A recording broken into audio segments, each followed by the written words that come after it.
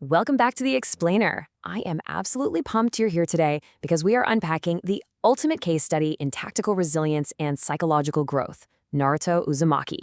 We're going to look at his journey not just as an amazing story, but as a literal masterclass in how to engineer an impossible comeback when the odds are just completely stacked against you. So, let's dive right in. But before we get into the nitty-gritty tactical stuff, we've got to ground ourselves in this absolute classic quote from Kakashi Hatake. Those who break the rules are scum, but those who abandon their friends are worse than scum. You know, this isn't just a cool, memorable line. This is the emotional bedrock of the entire series. Enduring bonds are the very fuel for every single major comeback we're about to analyze. All right, here is our roadmap for today. We'll start with the anatomy of a comeback, look at his tactical genius under pressure, dive into the legacies of Jiraiya and Killer Bee, break down the real-world psychology of his resilience, and finish up with how you can apply your own ninja way. Kicking things off with Section 1, the anatomy of a comeback, defying the dumb brawler myth. Look, there is this massive misconception out there about Naruto. The myth is basically that he was just a thick-headed, overpowered brawler who relied entirely on raw stamina and plot armor to win fights. But the reality? Our protagonist actually possessed a highly cunning battle intellect. He was constantly formulating these wildly unpredictable strategies while under immense, life-threatening pressure. He wasn't just hitting things hard, he was actively outsmarting recognized battle geniuses. Moving right along to Section 2, Tactical Genius Under Pressure and the Kakashi Foundation. We see this brilliantly in his early battle against the lethal swordsman Zabuza. Kakashi is trapped in a water prison, and honestly, death seems completely unavoidable for Team 7. So what does a rookie Naruto do in the face of this extreme hardship? Well, first he remembers his vow to never flee. Then he whips up this totally wild combined transformation plan with Sasuke using a demon wind shuriken as a disguise. They successfully trick a highly skilled assassin from a blind spot, forcing him to release Kakashi. This was a complete masterclass in tactical improvisation when the odds were totally against them. And he literally did it again during the Chunin exams against Neji, a prodigy who just shut down his entire chakra network. Naruto didn't just try to punch harder, he outsmarted him. Yes, he tapped into the Nine Tails chakra, absolutely, but then he used shadow clones so brilliantly to mask his real body's movements, bursting right out of the ground to secure a knockout blow. This proved, without a doubt, that his tactical awareness was being heavily underestimated. And his intellect perfectly scaled with the stakes. I mean, he defeated the legendary third Raikage, a ninja with literally an impenetrable defense, using only a single shadow clone and very limited intel to redirect the Raikage's own attack right back at him.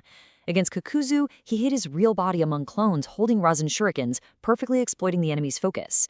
And against Pain, he devised a completely original method to independently replenish his Sage mode mid-battle by leaving clones at Mount Myoboku. Guys, this is high-level combat strategy.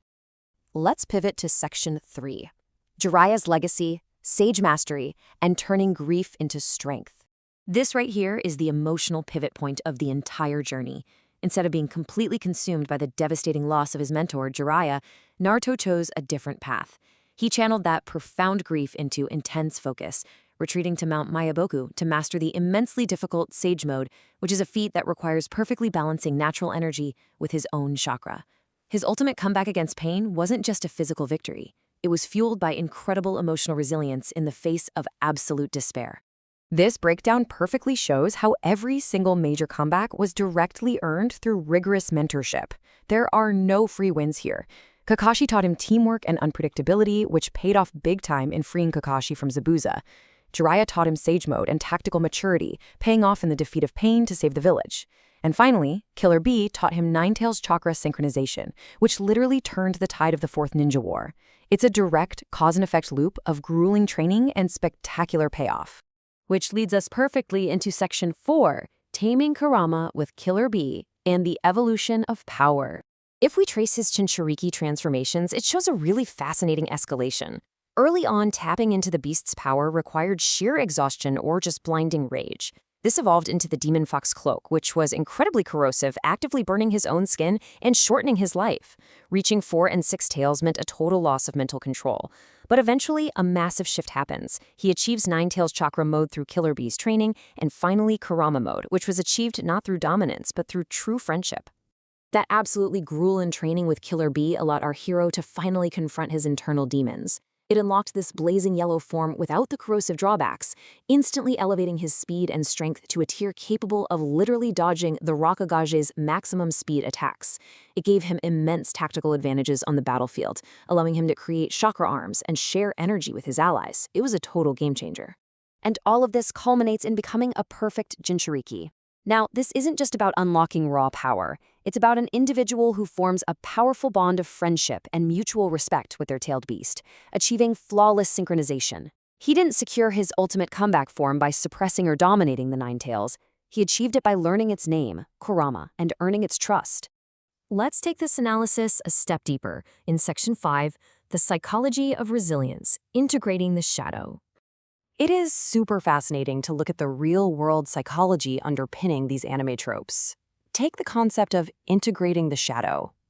This is a Jungian psychological process of facing, accepting, and embracing the darker, repressed sides of human nature, rather than trying to destroy them. When Naruto goes to the Waterfall of Truth and physically hugs his dark, hateful counterpart instead of fighting him, he is performing textbook shadow work. He finally makes peace with his anger and his resentment.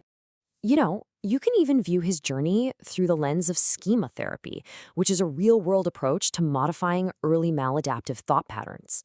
Naruto grew up an isolated outcast with a severe abandonment schema, but he didn't let that crystallize into a rigid, hateful worldview. He overcame it by building a surrogate family with Iruka, Kakashi, and Jiraiya. He literally rewired his childhood abandonment trauma through deep, meaningful connections. And, okay, we have to talk about the infamous internet meme Talk no Jutsu. While fans love to joke about it as the ultimate overpowered weapon, it's actually not a plot hole at all. It is a brilliant display of radical empathy acting as rapid talk therapy.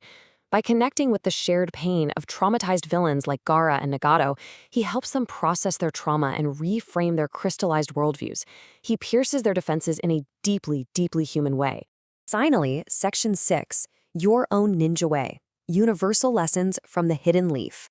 Let's connect these concepts to your own personal growth journey. The core message of this entire journey is actually beautifully simple. The circumstances of your birth and the labels people place upon you are literally just a starting point.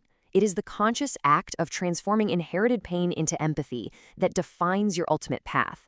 This is perfectly embodied by a kid who was branded a monster but consciously chose to become a protector.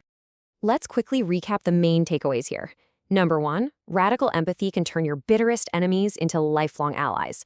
Number 2, impossible dreams require relentless action and a total refusal to acknowledge the doubts of others. 3, true connection is the ultimate antidote to the trauma of isolation. And 4, you are never truly defeated until you mentally concede the fight. So I want to leave you with a question to really chew on today. If a marginalized outcast can integrate his darkest shadow, overcome deep childhood trauma, outsmart actual prodigies, and literally change his world, what impossible comeback are you capable of pulling off today? Think about that, apply these lessons to whatever challenges you're facing, and just keep pushing forward. Thank you so much for hanging out with me for this explainer, and I'll catch you in the next one.